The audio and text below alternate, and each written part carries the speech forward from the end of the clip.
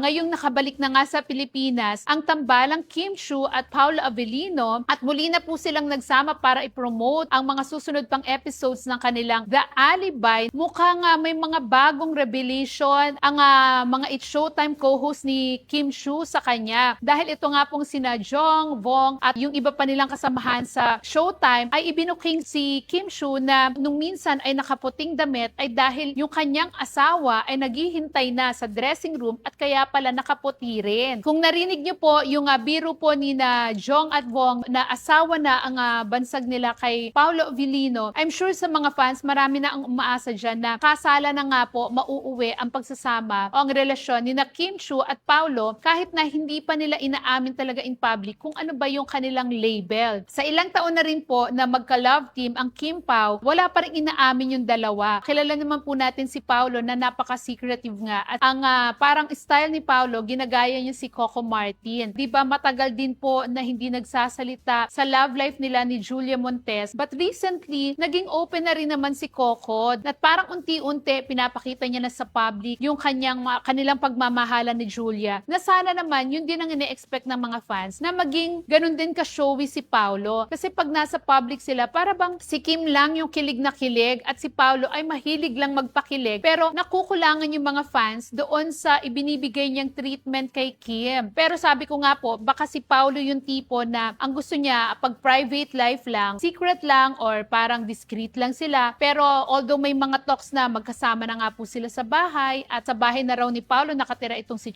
Kim, kaya baka ganun ang turingan nila o tawagan nila as in mag-asawa. Pero sana dumating din po yung point na mapanindigan naman talaga ni Paolo at maipakita niya sa mga fans yung totoong nararamdaman niya para kay Kim. Dahil syempre yun din yung concern ng mga fans. Kung talagang mahal niya si Kim, panindigan niya at maging open sila sa public dahil yung buhay nila public din naman talaga. Nag-umpisa sila sa showbiz, nakilala sila at syempre yung ganung makita ng mga tao na deserve naman ni Kim na makatagpo rin ng isang lalaking talagang magmamahal sa kanya at makakasama niya habang buhay. Lalo na nga po't nagkakaedad na siya ngayon at gusto na rin niyang magka-baby. Parang few weeks ago, na-booking pa itong si Bella Padilla na kanyang kaibigan na nagpa-freeze na raw ng egg itong si Kim Chiu. Kaya parang ngayon pa lang, 'di ba, pinaghahandaan na talaga ni Kim ang kanyang pagiging ina. Pero hangga't syempre hindi pa nagpo-propose itong si Paolo Avellino sa kanya, wala namang magagawa si Kim kundi maghintay. Kaya ipag-pray na lang natin sa mga nagmamahal kay Kim na sana nga dumating na yung point na maging happy din siya at maikasal din sa tamang lalaki para sa kanya.